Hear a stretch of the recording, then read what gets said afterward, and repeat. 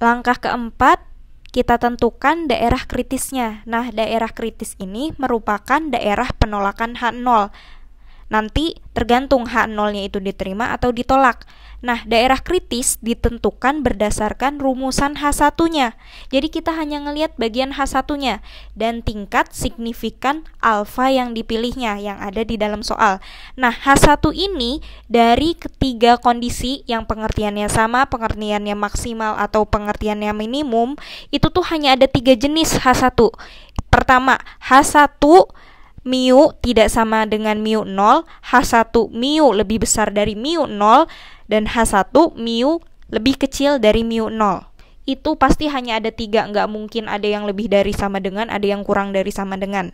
Nah, sekarang kita lihat tergantung dengan kondisinya. Kondisi yang pertama, jika H1-nya itu mu tidak sama dengan mu 0. Daerah kritisnya berada di ujung kanan dan di ujung kiri, jadi ada 2. Di sebelah kanan, di sebelah kiri, atau biasa disebut ini uji 2 pihak. Dan luasnya setiap daerah kritis sama dengan alfa per 2. Ingat, di pelajaran sebelumnya, kalau misalnya kita bagi keduanya, bagi kurva itu kan jumlahnya atau luasnya itu kan hanya 1. Tapi jika dia dibagi 2, maka yang kanan 0,5, yang kiri 0,5.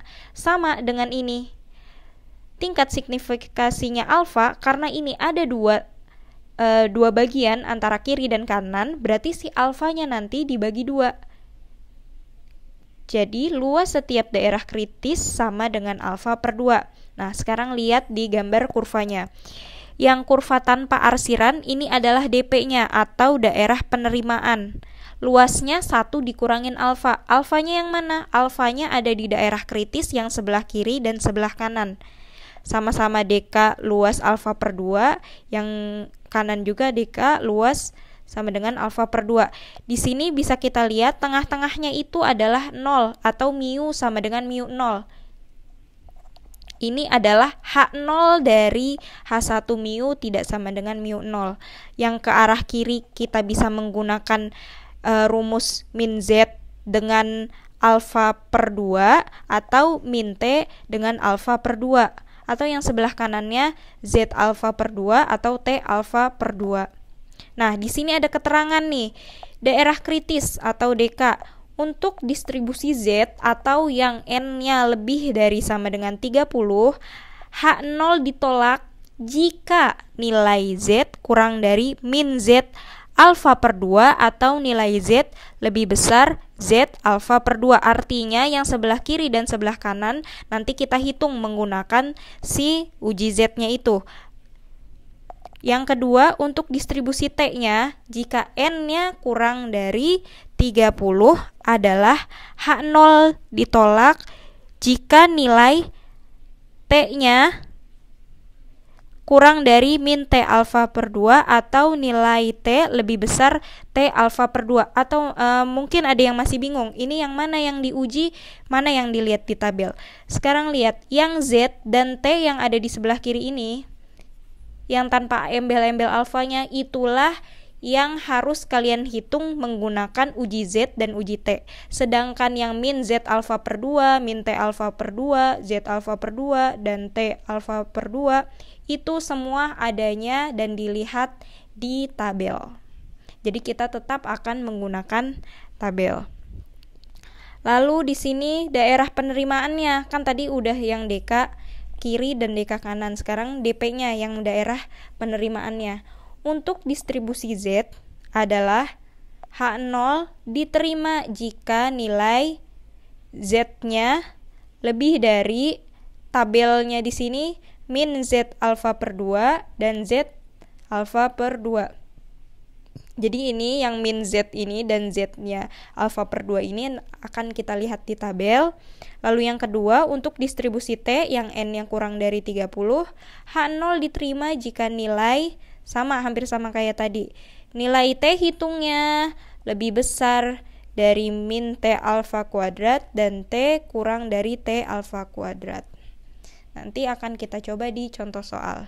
Selanjutnya, untuk kondisi yang H1-nya mu lebih besar dari mu 0. Daerah kritis berada di ujung kanan kurva. Ya kan, kalau misalnya lebih besar artinya ya di sebelah kanan. Nanti kalau lebih kecil berarti artinya adanya di sebelah kiri arsirannya. Nah, uji ini dinamakan uji satu pihak kanan. Luas daerah kritis sama dengan alfa, karena kalau tadi dibagi dua, kalau ini yang diarsir hanya satu, ya udah alfa aja tanpa harus dibagi dua. Hampir sama yang tadi dk luas alfa aja, nggak perlu alfa bagi dua. dp-nya tetap sama, luasnya itu 1 dikurang alfanya. Tetap sama, mu sama dengan mu 0 untuk dp-nya, dan ini z alfa dengan t alfa. Daerah kritisnya atau dk-nya untuk z itu yang n-nya lebih besar dari sama dengan 30, h0-nya ditolak jika z hitung, ibu bilangnya z biasa ini yang nggak ada embel-embel alfanya itu, z hitung lebih besar dari z alfa atau z tabel. Yang kedua, untuk distribusi t atau yang t-nya kurang yang n-nya kurang dari 30, h0 ditolak jika t-nya itu t hitungnya lebih besar dari t tabel. Lalu untuk daerah penerimaannya, untuk distribusi z, h0-nya nanti diterima jika z hitungnya kurang dari z tabel, dan distribusi t adalah h0 diterima jika t hitungnya kurang dari t alfa. Untuk kondisi terakhir yang h1 mu kurang dari mu 0 adanya berada di ujung kiri kurva yang tadi ibu bilang, karena dia min kurang dari artinya ya di sebelah kiri. Uji ini dinamakan uji satu pihak kiri. Luas daerahnya tetap alfa karena dia nggak dibagi menjadi dua, hanya sebelah kiri doang. Sama daerah kritisnya untuk distribusi z yang n-nya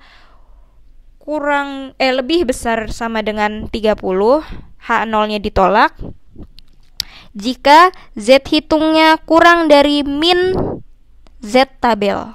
Jadi ada minnya ya, nanti kita pakai tabel minnya. Lalu yang kedua untuk distribusi t adalah h0 ditolak jika nilai t hitung kurang dari min t tabel.